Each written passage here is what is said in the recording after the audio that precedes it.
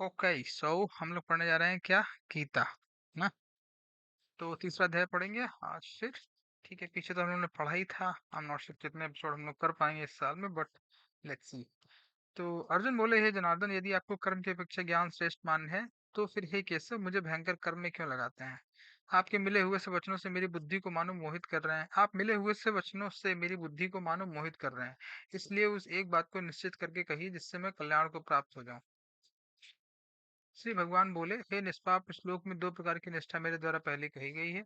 उनमें से सांख्य योगियों की निष्ठा तो ज्ञान योग से और योगियों की निष्ठा कर्म योग से होती है। कहीं टीवी और फोन और इंटरनेट की बात नहीं हो रही है। पता नहीं किस स्तर की बात कर रहे हैं ये। खैर, फिर से पढ़ते हैं।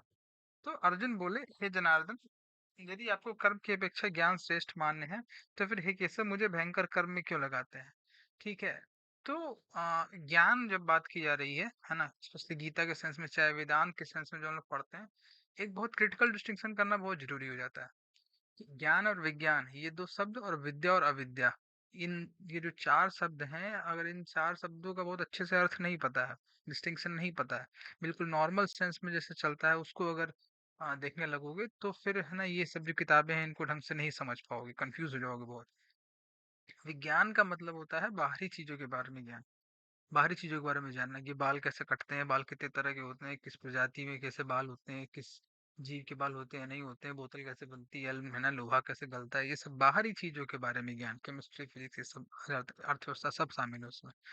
ज्ञान का मतलब होता है खुद के बारे में जानना। ठीक है, ऐसे ही विद्या का मतलब है ब्रह्म विद्या। और अविद्या का मतलब है वो सारी सारी एजुकेशन जो तुम्हारी आईआईएम और आईआईटीज और जनरल स्कूल्स और कॉलेजेस में मिलती है, बीए बीएससी वगैरह में। ठीक है। तो अर्जुन बोले, हे जनार्दन, यदि आपको कर्म की अपेक्षा ज्ञान श्रेष्ठ मान्य है तो फिर हे केशव, मुझे भयंकर कर्म में क्यों लगाते हैं? अब श्री कृष्ण ने अध्याय 2 में खूब सारा ज्ञान दिया है, यानी कि ब्रह्म विद्या, यानी कि आत्मा के बारे में ज्यादा बताया कि आत्मा का नेचर क्या है, जो व्यक्ति आत्मा से परिचित होता है, स्थित प्रज्ञ होता है, वो किस तरीके से जी रहा होता है, वगैरह वगैरह। ठीक है, अगेन एक बात मैं क्लियर कर दूं कि मुक्ति के लिए चाहे मोक्ष के लिए ज्ञान और विज्ञान दोनों होना जरूरी है। तो इसका मतलब ये मत करने लग गया है कि विज्ञान छोड़ दीजिए। मैं अभी थोड़ी देर पहले बायोलॉजी में वायरस वगैरह के बारे में पढ़ के आ रहा हूँ, है ना, कि वो डीएनए आरएनए के स्ट्रैंड्स होते हैं और 11 मिलियंस मिलियंस हैं, उसमें 11,000 के आसपास वायरस ढूंढे जा चुके हैं, माइक्रोबायोलॉजी का पार्ट होता है ना। और हाँ, क्या बोलते हैं उसे, कि होस्ट सेल होती है, फिर वो बहुत सारी कॉपीज बनाती है एंड थिंग्स लाइक दैट। ठीक है। और अगर मैं सही याद कर रहा हूँ, शायद पुणे में नेशनल इंस्टीट्यूट ऑफ वायरोलॉजी है, पुणे या हैदराबाद में। ठीक है। और वो कोविड तो भी आया ही था, उसका तो क्या इफेक्ट हो सकता है, एक वायरस कितना खतरा पैदा कर सकता है, वो तो हम सबने देख ही लिया है माइक्रोबायोलॉजी के सेंस में, कि बड़ी जो जो बड़े स्तर की बायोलॉजी है ना, जैसे हमारा जो शरीर बहुत बड़ा है, दिखता है कंपेयर टू हमारी आंखों को, हमारी आंखों को जो दिखता है उसके हिसाब से हम लोग बड़ा छोटा डिसाइड करते हैं, हमारी लैंग्वेज जो है वहां से बनती है। ठीक है, अदरवाइज तो फिर हम लोग क्या ही है, अगर यूनिवर्स के केस में देखोगे, यूनिवर्स जितना बड़ा है उस प्रोसेस में हम लोग तो चींटी के बराबर भी नहीं आएंगे, है ना, साइज में। बट बड़े या छोटे का जो भाषा का हमारा यूज है, वो यूजली हमारी आंखों से, नेचुरल आंखों से जो यूजली दिख रहा होता है उसके केस में हमने डिफाइन किया होता है। खैर, आगे चलते हैं। आप मिले हुए से वचनों से मेरी बुद्धि को मानो मोहित कर रहे हैं, इसलिए उस एक बात को निश्चित करके कहिए जिससे मैं कल्याण को प्राप्त हो जाऊं। अर्जुन को दिक्कत ये है कि अर्जुन को अभी भी ये नहीं समझ में आ रहा है कि ब्रह्म विद्या जानने के बाद आप आलसी नहीं हो जाते हैं, अकर्मण्य नहीं हो जाते हैं। ऐसा नहीं है कि आप दुनिया से संबंध स्थापित नहीं करते हैं, बस आपके संबंध थोड़े शुद्ध हो जाते हैं। ठीक है। तो अर्जुन को ऐसा लग रहा है कि श्री कृष्ण ऐसा कुछ कह रहे हैं कि कुछ करने लायक ही नहीं है दुनिया में, ऐसा कुछ भी नहीं है ना।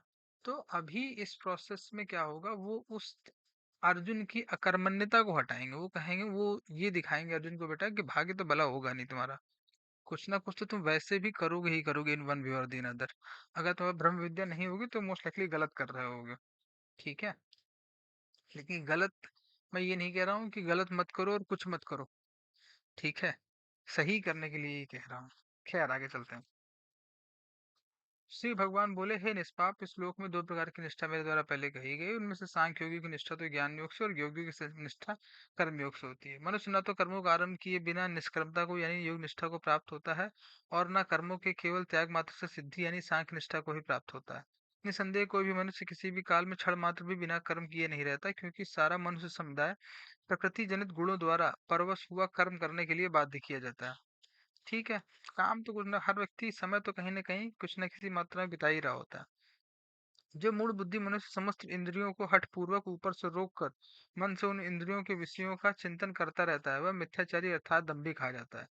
किंतु हे अर्जुन, जो पुरुष मन से इंद्रियों को वश में करके अनासक्त हुआ समस्त इंद्रियों द्वारा कर्म योग का आचरण करता है, वही श्रेष्ठ है। तो शास्त्र विहित कर्तव्य कर्म कर, क्योंकि कर्म ना करने की अपेक्षा कर्म करना श्रेष्ठ है। और कर्म ना करने से तेरा शरीर निर्वाह भी से नहीं सिद्ध होगा।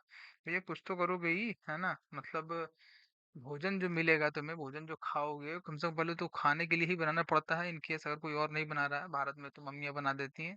ठीक है, उस मम्मियों की स्थिति जो है, वो पूरी महिलाओं की स्थिति किस तरीके से बनती है, उसमें शादियां होती हैं, तब फिर तुम पैदा होते हो, है ना? वो कैसे वो शादी होती है, कैसे तुम पैदा हुए होते हो, फिर कैसे तुम्हें तुम्हारे तक खाना आता है, फिर खाना बनाया जाता है, तो फिर तुम खाते हो, एंड थिंग्स लाइक दैट।